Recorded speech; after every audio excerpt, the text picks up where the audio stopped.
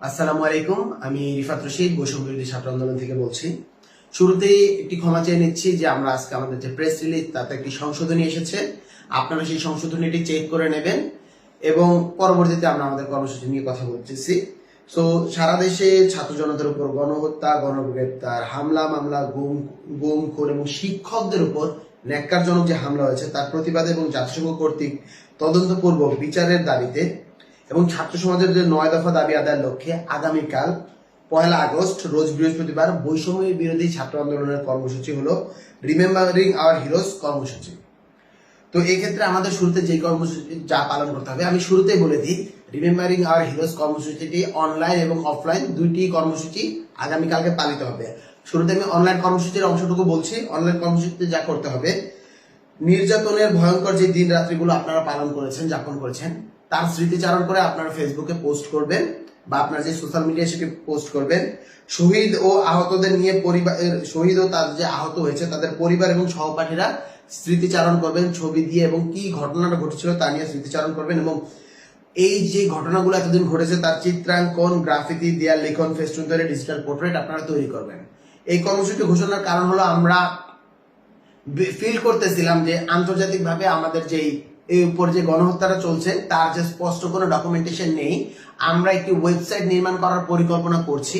আমরা সেখানের ভিতরে যাতে আমাদের যে গণহত্যা যাতে হয়েছে তাদের লিস্ট, আহতদের লিস্ট এবং বিভিন্ন ধরনের এক্সিবিশন করা, যে গণহত্যাটা হয়েছে সেই ছবিগুলোর এক্সিবিশন, স্মৃতিগুলো যা হয়েছে সেই সমস্ত স্মৃতিগুলো ধারণ করা হলে এইটা একটি ডকুমেন্টেশনের কাজে লাগবে এবং আন্তর্জাতিক মিডিয়া, আন্তর্জাতিক গণমাধ্যমের জায়গা আছে, এমবাসি গুলো আছে, বিভিন্ন মানবাধিকার সংস্থাগুলো আছে, বিশ্বের প্রভাবশালী রাষ্ট্রগুলো আছে, সকলের কাছে আমরা পাঠাতে পারবো এবং সেই সাথে বাংলাদেশের যে আপামর জনসাধারণের যে কনসেন্ট তৈরি করা, আবার হলো গিয়া তাদের সবাই সবকিছু অ্যাক্সেস পাওয়া, সেই জিনিসটাকে আমরা রাখতে পারবো। এবং আগামীকালকের অফলাইন কর্মসূচি ক্যাম্পাস ও এলাকা ভিত্তিক শিক্ষক ছাত্র জনতা জমায়েত হয়ে গণহত্যা, গণগ্রেপ্তার, হামলা মামলা, গুম খুন ও শিক্ষকদের উপর যে ন্যাক্কারজনক হামলা হয়েছে তার প্রতিবাদ জানানো হবে এবং সাংস্কৃতিক আয়োজন যেমন মৌন মিছিল, মশাল মিছিল, পথনাটক, মঞ্চনাটক, প্রতিবেদী গানের আসন, মাইক ইত্যাদি কর্মসূচি আয়োজন করতে হবে।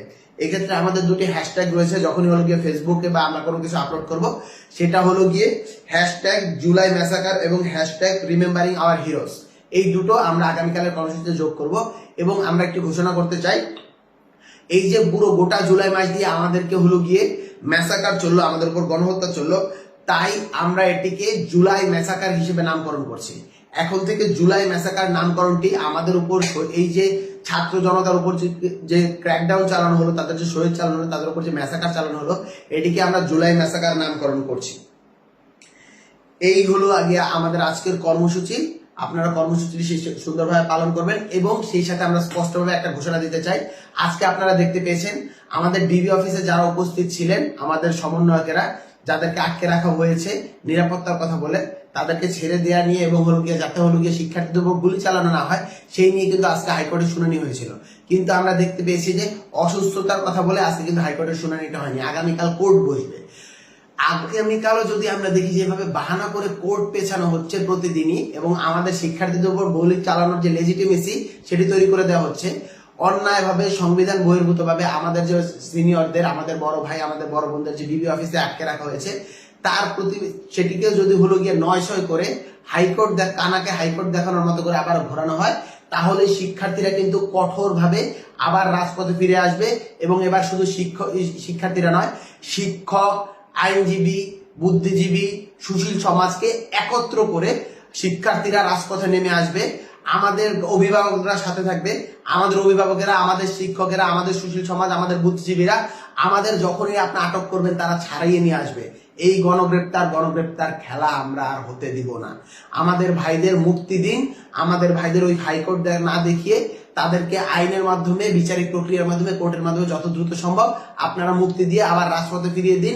আন্দোলনে আমরা যে দফাগুলো দিয়েছি সেই দফাগুলো মেনে নিন এবং শহীদদের রক্তের পূর্ণ মর্যাদা দিন, আহতদের বিচার করুন এবং আমাদের যে দফাগুলো আছে সেই দফাগুলো পালন করুন। অন্যথায় আমরা হুঁশিয়ারি দিয়ে রাখছি, এর ফলাফল কিন্তু ভালো হবে না। বৈষম্য বিরোধী ছাত্র আন্দোলন থেকে সকলকে ধন্যবাদ। আগামীকালের কর্মসূচি সফল করবেন এই প্রত্যাশায় আমি রিফাত রশিদ।